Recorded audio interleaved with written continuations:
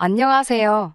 결혼한 지 2년 된 30대 초반의 가정주부입니다. 대리효도라는 거 들어만 봤지 제 남편이 바랄 줄은 상상도 못했습니다. 그렇게 효자하고 싶으면 너나 실컷 하라고 던져주고 이혼했네요.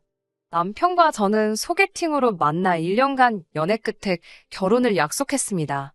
궁합도 안 본다는 4살 차이에 사귀는 동안 큰 다툼도 한 번 없었습니다. 그렇기에 오히려 결혼을 안 하는 게 이상하게 생각될 정도였어요. 하지만 결혼식을 올리고 난 뒤 남편은 제가 다 잡은 물고기라고 생각했는지 예전하고는 다른 모습을 보여줬습니다. 처음 남편이 달라졌다고 느낀 건 결혼하면서 처음 맞은 명절 때였어요. 결혼 전에는 분명히 설에는 시댁 먼저, 추석에는 친정 먼저 가기로 했었는데요. 저희는 결혼을 5월에 올렸기 때문에 돌아오는 추석이 둘이 맞는 첫 명절이었습니다. 그러자 남편은 아무리 약속한 게 있어도 첫 명절은 예외 아니냐며 시댁 먼저 가자고 사람을 들들 볶더라고요. 친정 부모님께 푸념하듯 이야기를 전하니 뭘 그런 걸 가지고 싸우고 있냐고 하시면서 첫 명절이니까 남편이 하자는 대로 하라 하셨습니다. 괜히 별것도 아닌 일로 시댁 어른들 눈밖에 나지 말라고 하시면서요. 시댁에 도착하니 음식 준비가 한창이었습니다. 남편은 시어머니께 그동안 혼자 음식하시느라 고생 많이 하셨다면서 이제 며느리가 있으니까 염려 말고 쉬엄쉬엄 하시라 하더라고요. 제가 듣고 있는데 황당하고 어이가 없어서 남편한테 자기도 같이 하자고 그랬습니다. 그러자 남편은 약간 벙찐 얼굴로 우리 집은 원래 여자들만 부엌일 한다고 그러는 거예요. 그래서 이 집에 여자들이 어딨냐고 여자라곤 어머님 한 분뿐인데 그럼 여지껏 어머님 혼자 명절 준비도 다 하신 거냐며 물었습니다. 일부러 더 과장해서 액션을 취했는데 그러자 친척분들이 웅성거리며 저희가 있는 부엌 쪽을 쳐다보더라고요. 그러자 시어머니가 둘 다 그만하라며 남편에게 괜찮다고 하시더군요. 저는 시어머니께 무슨 말씀이시냐고 남편 말대로 이제 며느리도 왔고 아들도 왔는데 방에 가서 좀 쉬시라고 했습니다. 그리고는 고무장갑을 남편에게 주면서 일단 설거지부터 하라고 저는 내가 붙이겠다고 했어요. 몇몇 분들은 이 상황이 웃긴지 키득거리시고 시어머니는 어이가 없다는 듯 저를 쳐다보셨습니다. 저희 친정에서는 어머니가 요리를 하시면 아버지가 설거지를 하시고 어머니가 빨래를 하시면 아버지가 청소기를 하세요. 어머니가 전업주부시고 아버지가 회사 생활을 하시지만 아버지는 늘 당신이 체력도 더 좋고 힘도 더 세기 때문에 어머니를 도와드리는 건 당연하다고 하셨습니다. 어려서부터 그런 모습을 보고 자라서인지 제 눈엔 그게 지극히 정상이고요. 그런데 시댁은 달랐습니다. 명절 내내 일한 남자는 저 때문에 억지로 부엌에 있었던 남편뿐이었고 아버님과 남자 친척분들은 TV 앞을 떠나지 못하시더군요. 저녁까지 먹고 슬슬 친정으로 올라가려고 하는데 시아버지께서 하루 정도는 자고 가는 게 맞지 않냐면서 저희를 잡으시더라고요.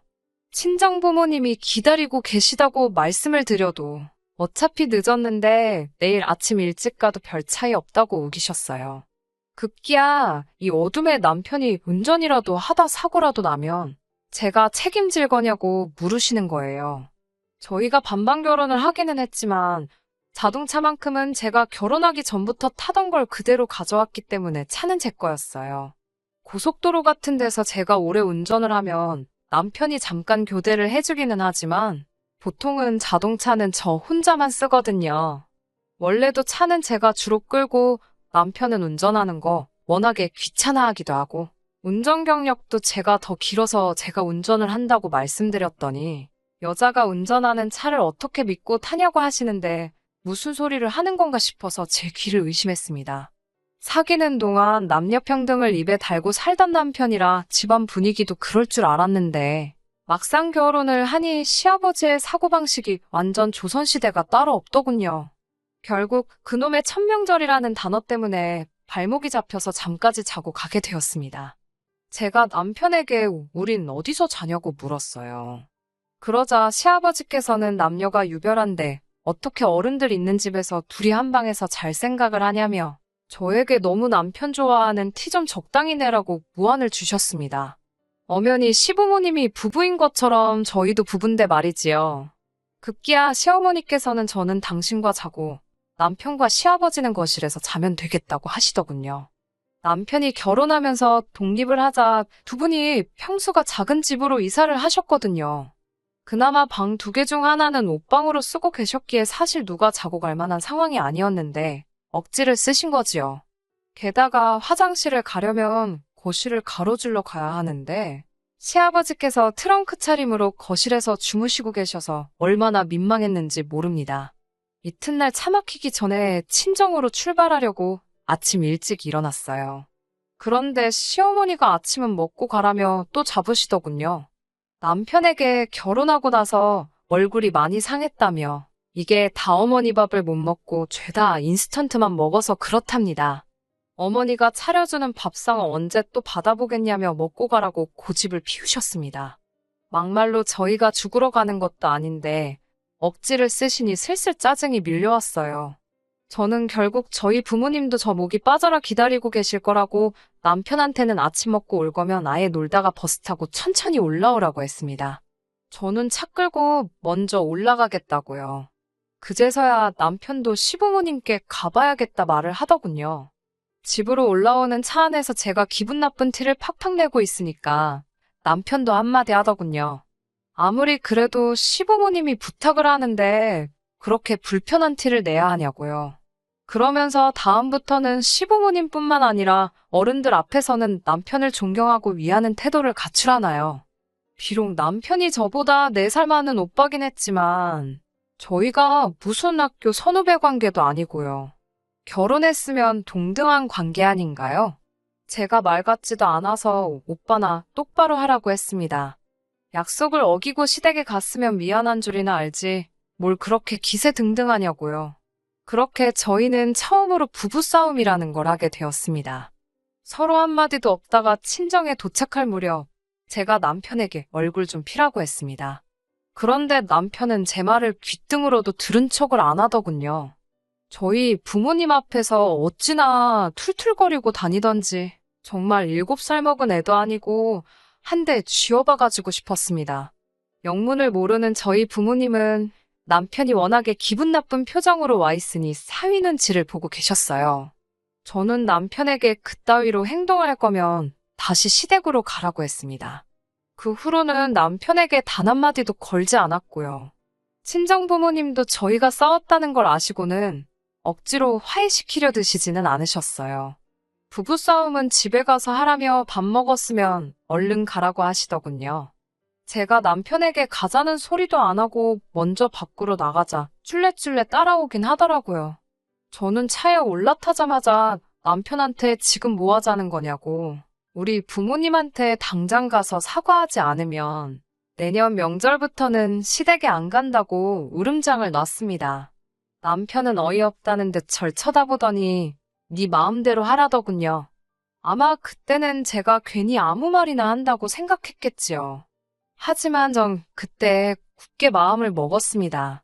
남편이 진심으로 저와 저희 부모님께 사과하지 않으면 저도 시댁에 일절 연락도 방문도 하지 않기로요. 부부싸움은 칼로 물베기라고 했지만 제 마음속의 앙금은 쉽게 가시질 않았습니다. 그리고 시간이 흘러 설이 돌아왔어요. 설이 되기 일주일 전부터 남편 혼자 난리가 났더군요. 시아버지는 족발을 좋아하시고 시어머니는 월남쌈을 좋아하신다며 그걸 사갈 거냐 만들어 갈 거냐. 그래도 며느리 되고서 처음 맞는 설인데 직접 만들어 가는 게 보기 좋지 않겠냐며 북치고 장구치고 호들갑이더군요. 저는 애시당초 아무것도 할 생각이 없었기 때문에 대답하는 척만 하고 적당히 호응만 해주고 있었습니다. 명절 하루 전날 제가 남편보다 한두 시간 정도 일찍 퇴근을 했어요. 징검다리 휴일까지 하면 거의 5일 가깝게 쉬는 거였어요. 친정 부모님께 전화해서 내일 내려갈 건데 혼자 갈 거니까 사위 먹인다고 뭐 준비하실 필요 없다고 하니 그래도 남편하고 같이 와야지 왜 혼자 오냐고 하시더군요. 나는 우리 집으로 그 사람은 그 사람 집으로 각자 가야 될 곳으로 갈 거라고 하니 친정부모님은 저희가 그렇게 합의를 했는 줄 아셨나 봐요. 그러면 우리 딸 오면 오랜만에 같이 산이나 갔다 올까라며 즐거워하시는데 동네 뒷산 가는 것만도 저렇게 기대를 하시니 그동안 자주 찾아뵙지 못해 죄송한 마음이 들었습니다. 사실 가깝다면 가까운 거리인데 직장 생활하랴 살림하랴 그러다 보니 자주는 못 가게 되더라고요. 얼마 지나지 않아 남편이 집에 왔어요. 남편은 차 막히기 전에 내려가야 되니까 새벽 5시쯤 출발하자고 그러더군요. 그러면서 음식은 어딨냐고 묻길래 뭔 야밤에 음식이냐고 잘 시간인데 배가 고프냐고 물었습니다. 남편이 무슨 생각으로 꺼낸 말인지 진작에 말뜻을 알아들었지만 일부러 모르는 척 했어요. 남편은 아무것도 준비를 안 했냐며 어이없단 식의 제스처를 취하더군요. 우리 부모님께 죄송하다고 했냐니까 무슨 이야기인지 기억도 못 하더군요. 작년에 내가 한 말 생각 안 나냐고 사과 안 하면 시댁에 안 가겠다고 하지 않았냐 하니까 지금 장난치는 거냐며 얼굴이 험악해지더군요. 자기 체면은 어떻게 되냐면서요. 나는 우리 친정에서 체면 없냐고 따지니 여자가 무슨 체면이 있냐고 그러더군요. 남편이 저를 어떻게 생각하고 있었는지 정확히 알 수 있었어요. 연애할 때는 여자나 남자나 똑같다며 밥 먹을 때도 더치페이하고 결혼 준비도 남자 여자 똑같이 반반씩 하고 여자도 경쟁력을 잃지 않게 맞벌이하며 독립적인 주체가 돼야 한다던 인간이었는데 말하는 꼬라지를 보아하니 연애할 때는 그냥 본전 생각만 하던 쪼잔한 남자였어요. 완전 사기 결혼 당한 것 같았습니다. 남편은 혼자분을 삭히지 못하고 씩씩거리다가 정말 혼자서 새벽에 시댁에 가버렸어요. 정이 떨어질 대로 떨어진 상황이었지만 괘씸하기도 하고 열받더군요. 그나마 차는 그대로 있더라고요. 어차피 차 키는 제가 보관하기 때문에 굳이 제 가방까지 뒤져가면서 차 키를 몰래 빼내지 않은 것 같았습니다. 그래서 제가 차를 몰고 친정에 갔습니다. 친정 부모님은 남편이 오지 않은 것에 대해서 조금 걱정하시는 눈치긴 했지만 그래도 저랑 같이 설을 보낼 수 있어서 좋다며 기뻐하셨어요. 그렇게 명절 연휴가 끝나가던 즈음에서 남편에게 전화가 걸려왔습니다. 미안하다고 사과라도 하려고 그러나 싶어서 전화를 받았더니 시어머니가 욕실에서 미끄러져 넘어지셨다며 지금 병원 응급실이라고 하더군요. 아무리 남편이 꼴 보기 싫고 시댁이 싫어도 걱정은 되잖아요. 친정 부모님도 얼른 가보라고 하셔서 바로 병원으로 향했어요. 의사 선생님 말로는 나이도 있으신 데다가 원래뼈가 튼튼하지 못한 분이라서 좀 오래 입원해 계셔야 할 것 같다더군요. 남편이 자기는 출근해야 되니까 저더러 휴가 쓰고 시어머니 곁에서 병간호를 도우라더군요. 저도 엄연히 직장인이고 남편이 버는 만큼 버는데 어이가 없었어요. 남편은 그래도 여자는 여자가 돌봐야 하는 거 아니냐며 그런 게 며느리 도리라는 거예요. 저는 진짜 폭발할 것 같은 가슴을 한 번 더 부여잡고 그럼 그냥 간병인 부르라고 했습니다. 남편은 간병인이 얼마나 비싼 줄 아냐며 저더러 돈 낼 거냐고 묻더군요. 내 남편 머리에는 뇌가 아니라 우동사리가 들어있나 싶어서 그걸 왜 내가 내냐고 당신 어머니지 않냐고 하니까 감히 며느리가 남편을 낳아주신 분을 당신 어머니라고 부르냐며 노발대발하더군요. 남편이 자기가 사람을 잘못 봤다면서 이런 여자인 줄 몰랐다고 사기 결혼 당한 것 같답니다. 저도 그때는 이판사판이었어요. 누가 누구한테 사기 결혼을 운운하냐고. 나야말로 오빠가 이렇게 구시대적이고 구닥다리인 줄 몰랐다며 효도하고 싶으면 직접 하라고 소리를 질렀습니다. 병원에 있는 사람들이 다 저희를 바라보고 있더군요. 진짜 너무 쪽팔려서 그 길로 차 끌고 올라와 버렸습니다. 차를 끌고 가고 있는데 남편한테서 죽어라고 전화가 오더라고요. 빨리 차 돌려서 안 돌아오면 자기를 이제 아예 안 보고 사는 걸로 간주하겠다고 가당치도 않은 말로 저에게 겁을 주기 시작했어요. 네가 어디 나 없이도 살 수 있겠냐면서 뭐라 하는데 솔직히 하나도 무섭지가 않더라고요. 오히려 제가 당신도 시아버지도 시어머니 없이는 라면 하나도 못 끓이지 않느냐고 당신 말대로 아예 안 보고 살 테니 두 번 다시 연락하지 말라 말하고 전화를 끊어버렸습니다. 급한 대로 집에 가서 제 물건들과 필요한 것만 가지고 나와서 회사 근처에서 살고 있는 친구 집에서 머물기로 했어요. 남편도 시아버지도 한 번쯤은 불편한 걸 두 사람 다 겪어봐야 소중한 걸 깨닫겠지 싶었어요. 아무튼 친구 집에 머물면서 회사 나가고 그랬는데 남편에게 매일같이 오는 전화도 문자도 싸그리 다 무시해버렸습니다. 그러다 남편이 회사에 휴가를 내고 시어머니 병간호를 하고 있다는 사실을 전해 듣게 되었어요. 속으로 고소하다 싶었습니다. 과일도 깎아 먹는 게 귀찮아서 껍질째 먹는 과일 아니면 손도 대질 않는데 다쳐 누워 계실 시어머니가 한편으로는 저 사람들한테 병간호를 받는다는 사실이 조금 안쓰럽기도 했지만요. 그리고 그날로부터 한 2주일쯤 지났을 때예요. 오전부터 모르는 번호로 자꾸 연락이 오길래 받았더니 남편이더라고요. 제가 자기 전화를 너무 피해서 핸드폰을 하나 더 개통했다며 이렇게까지 해야겠냐고 그러더군요. 자기가 반성 많이 했다면서 시어머니가 저 많이 보고 싶어 하신다고 한번 내려올 수 있겠냐고 물었습니다. 목소리도 예전보다 차분해지고 진심으로 미안해하는 눈치라서 전 정말 반성이라도 하고 있는 줄만 알았습니다. 어쨌든 진심이 담긴 사과를 받았으니 저도 모른 척하고 있기는 조금 그랬어요. 그래서 토요일 아침에 집으로 다시 돌아가서 시어머니가 좋아하시는 월남쌈도 만들고 그동안 제대로 챙겨 먹지 못했을 남편이 안쓰러워서 평소에 좋아하던 약밥도 했어요. 그렇게 2시간을 달려 병원에 도착했더니 한눈에 보기에도 처참한 몰골을 한 남편이 보이더군요. 시어머니는 저를 보자마자 이제 마음 고쳐먹고 지금이라도 내려와서 다행이라 하셨는데 무슨 말씀을 하시는 건지 잘 이해가 안 되더군요. 하지만 아프신 분한테 꼬치꼬치 따져먹긴 그래서 별말은 안 했습니다.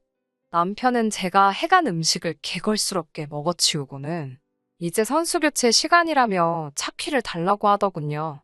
무슨 소리냐고 하니까 이제 자기가 서울 갈 차례고 제가 여기 있어야 공평한 거 아니냐고 하는 거예요. 남녀평등 모르냐면서요. 그래도 자기가 기사도 정신을 발휘해서 며느리가 해야 할 병간호를 지가 대신했으니 이제 저더러 제 책임을 지라고 했습니다. 그제서야 왜 사람은 고쳐 쓰는 게 아니라고 하는지 이해가 되더군요. 전혀 달라진 게 없었습니다. 제가 남편에게 연애할 때는 이런 사람인 줄 몰랐다 하니까 자기도 제가 이런 여자인 줄 몰랐다면서 다르게 뭐냐 하더군요. 옆에 있던 시어머니께서 다른 입원한 사람들은 딸이나 며느리가 와서 병수발 들어준다며 그게 너무 부럽다 그러셨다는 거예요. 아무리 그렇게 말씀하셨어도 안 되는 건 안 되는 거라고 했습니다. 그리고 나도 직장 다니는 거 모르냐고 하니까 그까짓 거 얼마나 번다고 유세냐고 나야말로 이제 더 쓸 휴가도 없고 하루빨리 회사에 돌아가야 한다고 그러는데 정말 더는 못 견디겠더군요. 저는 남편이 먹고 있던 약밥을 빼앗아 잔디밭에 집어 던져버리고는 이제는 진짜 끝이라고 이혼하자고 했습니다. 남편은 뭐가 그리도 당당한지 너는 이제 큰일 났다고 저를 겁주기 시작하더군요. 남편이 시어머니 병간호를 하는 동안 저는 짐 싸들고 집 나와서 별거를 하지 않았냐는 사실을 들먹이면서 여자가 집 나가서 가정에 소홀했으니 제가 파탄의 원인인 유책사유자가 되는 거 모르냐고 으름장을 놓더라고요. 저한테 이혼 소송을 걸어서 재산분할과 위자료로 제가 가진 모든 것을 뺏어버리겠다고 하더라고요. 어디서 그런 말을 들었냐고 물어보니 같은 병실을 쓰는 사람이 알려줬다고 합니다. 생각이 있으면 스스로 찾아보기라도 할 텐데 요즘 인터넷도 잘 되어 있어서 손가락 몇 번만 움직이면 그게 틀린 사실이란 것쯤은 순식간에 알 텐데 그런 노력조차 없이 잘 알지도 못하는 사람한테 들은 정보만 가지고 떠들어대니 우습지도 않더군요. 제가 집을 나갔던 건 사실이지만 집을 나가라고 먼저 말한 것도 남편이고 서로 간에 합의가 있었기 때문에 제가 친구 집에서 잠시 머물렀던 사실이 이혼 사유가 될 수 없다는 건 몰랐나 봐요. 남편이 틀렸다는 걸 딱히 정정해주지는 않았어요. 재산분할 역시 혼인기간이 길지가 않으니 각자 가져온 만큼 다시 나누는 건데 정확하게 반반 결혼을 했으니 더 줄 것도 덜 줄 것도 없었어요.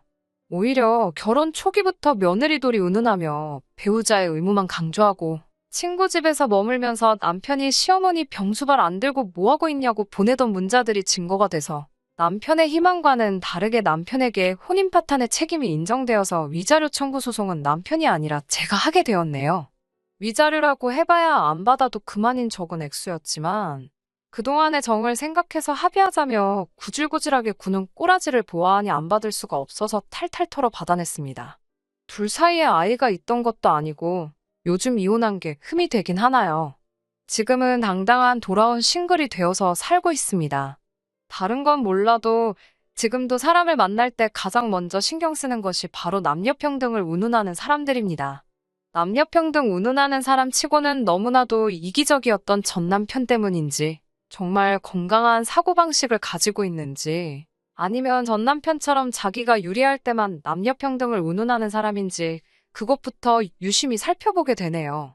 한편으로는 이러면 이런 대로 쭉 혼자 지내는 것도 나쁘지 않을 것 같다는 생각이 들 때도 있어요.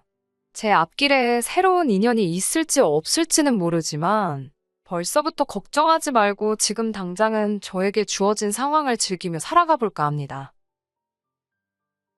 끝까지 들어주셔서 감사합니다. 오늘의 사연은 여기까지입니다. 구독과 좋아요, 알람 설정 부탁드리고 더 좋은 사연으로 다시 찾아뵙겠습니다. 감사합니다.